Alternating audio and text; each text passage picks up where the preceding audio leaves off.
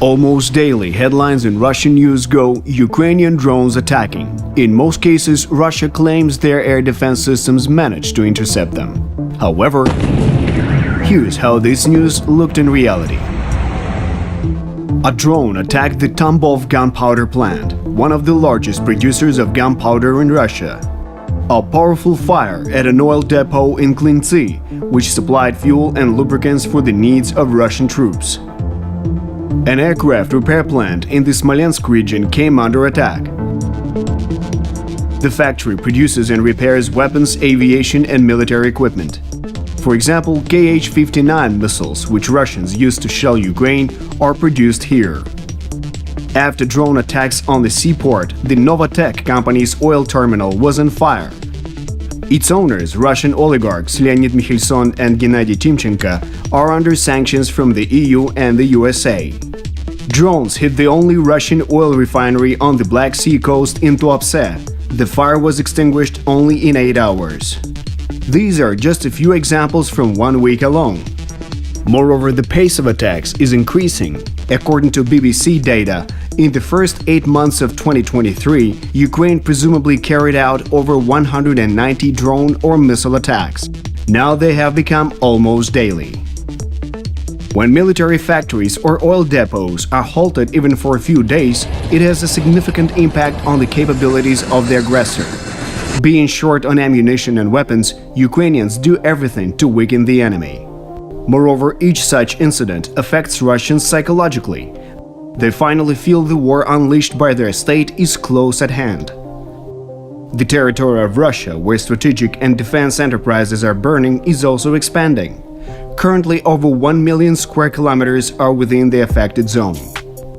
In January 2024, a drone attacked an oil depot in St. Petersburg, which is located over 1,000 kilometers from the Ukrainian border.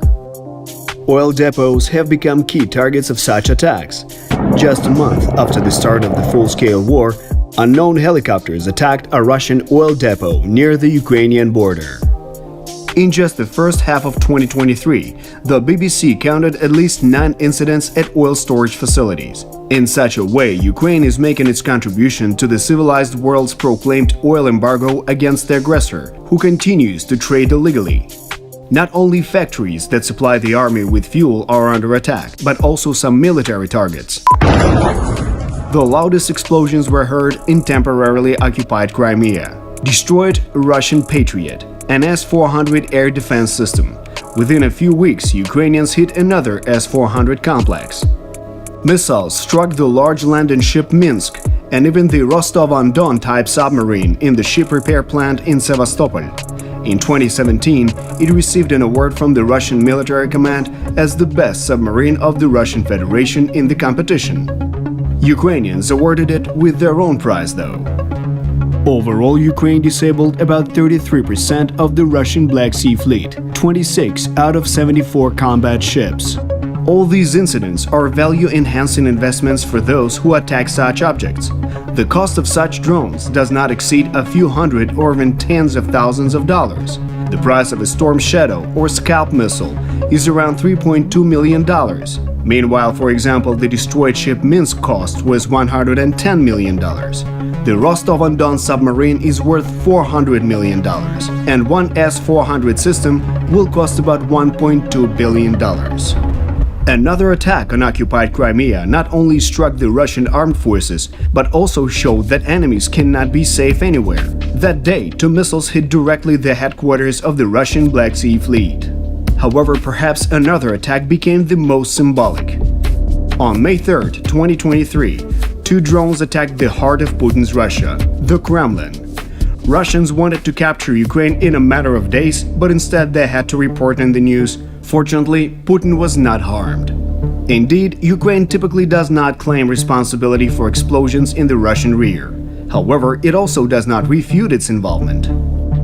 Gradually, the war is returning to the territory of Russia, to its symbolic centers and military bases. And this is an inevitable, natural and absolutely fair process.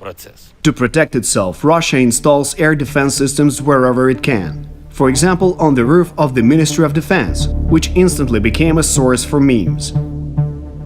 This also plays into Ukraine's hands, as having these complexes away from the front lines frees up Ukrainian fighters. Moreover, it seems that the hyped Russian air defense systems are quite vulnerable to missile and drone strikes, which they were supposed to intercept.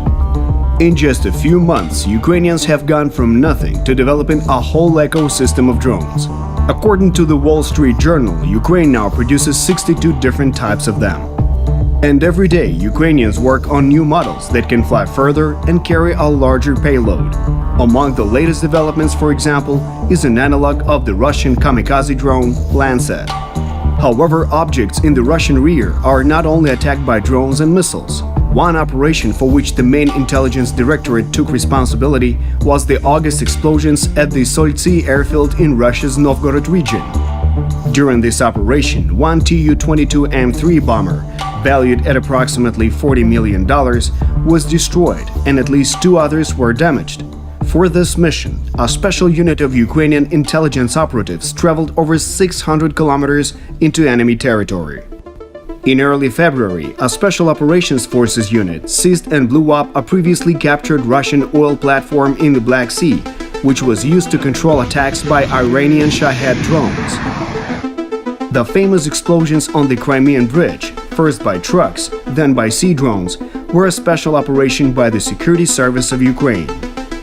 The Crimean Bridge is a vital artery allowing Russian troops to deliver weapons and supplies to the peninsula and further to the occupied territories. Aircraft take off from airfields to bomb Ukraine, while oil refineries supply fuel to the armies. The war in Ukraine continues, but now it is also visible to Russians in their own cities. Indeed, it's not surprising that the head of the Security Service of Ukraine, Vasyl Maluk, describes the situation as such. It was burning, it is burning, and it will continue to burn.